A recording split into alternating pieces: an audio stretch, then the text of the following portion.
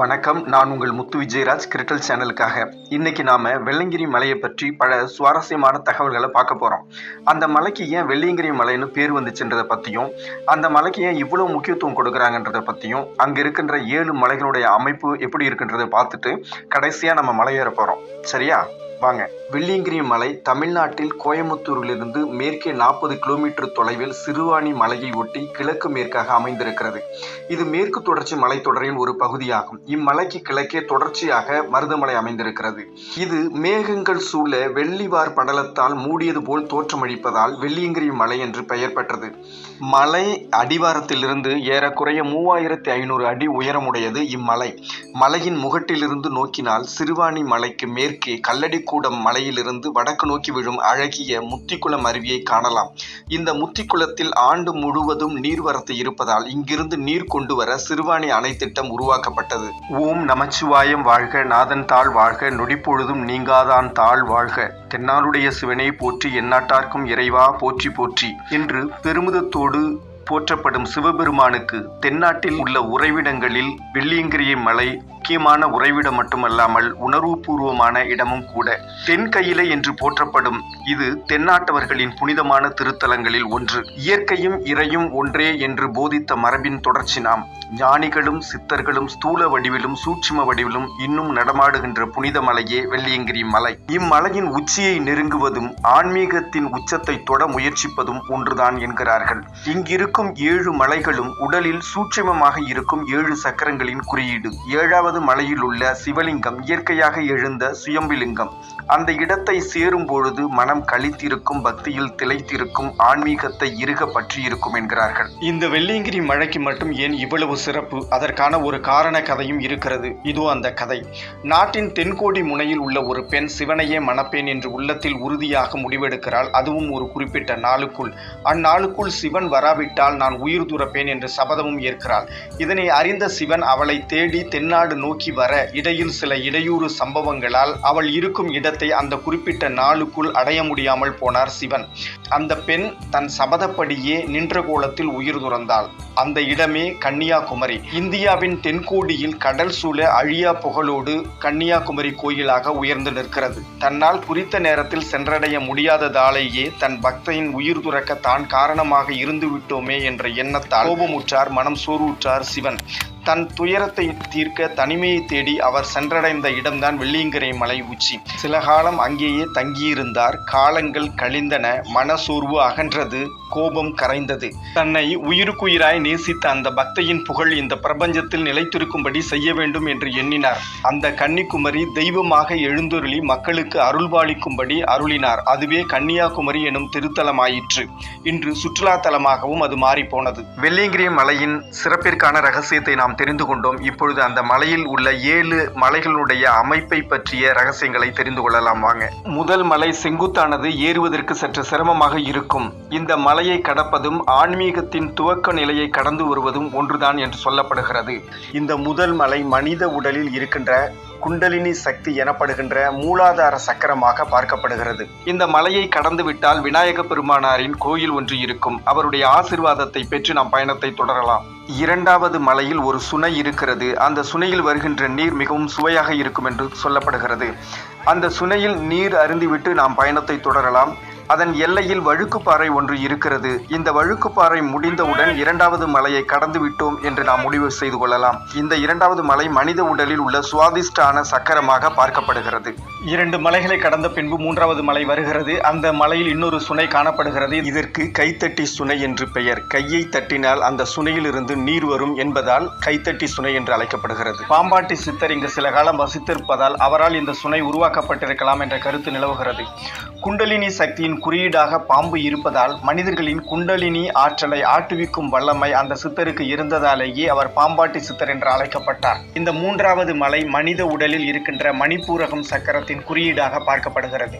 இந்த 3 மலைகளை கடந்த பின்பு 4வது மலை வருகிறது. 4வது மலை சமதளத்தில் இருக்கிறது. பாதை எளிதாக காணப்படுகிறது. இது ஒரு மண் மலை போன்று தோற்றமளிக்கிறது. ஒரு பக்கம் அடர்ந்த காடாகவும் மறுபக்கம் பெரிய பள்ளத்தாக்காகவும் காணப்படுகிறது.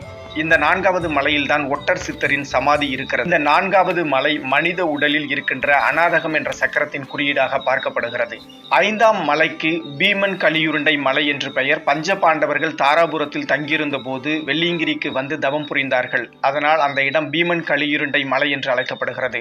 அர்ஜுனன் தவம் செய்த பாறையும் இங்கு இருக்கிறது. அதனுடைய பெயர் அர்ஜுனன் தவப்பாறை. இந்த 5வது மலை மனித உடலில் இருக்கின்ற விசுத்தி என்ற சக்கரத்தின் குறியீடாக பார்க்கப்படுகிறது. 5ஆம் 6ஆம் மலைகள் ஏற்ற இறக்கமாக நிரம்பி இருப்பதால் ஒன்றோடொன்று நெருக்கமாக அமைந்திருக்கிறது. இந்த 2 மலைகளுக்கும் நடுவே குகை ஒன்று இருக்கிறது. அதனுடைய பெயர் சேத்திலை குகை. இந்த குகையில் ஒரே நேரத்தில் 60லிருந்து 70 பேர் வரை தங்கலாம். 6வது மலை கீழ்நோக்கி இறங்கக்கூடியது. இங்கே பாயக்கூடிய சுனைக்கு ஆண்டி சுனை என்று பெயர். இது நீலி ஆற்றில் சேருகிறது. இங்கே குளிப்பது மறக்க முடியாத சுகமான அனுபவம் என்று சொல்கிறார்கள். 5ஆம் மற்றும் 6வது மலைகள் வெள்ளை மணல் கொண்டவை. அதனால் இவற்றிற்கு திருநீற்று மலை என்று மற்றொரு சிறப்பு பெயரும் உண்டு. 6வது மலை மனித உடலில் இருக்கின்ற ஆகினை சக்தியின் குறியீடாக பார்க்கப்படுகிறது. 7வது மலையில் ஏறுவது சற்று சிரமமானது மட்டுமல்ல, சவாலானதும் கூட.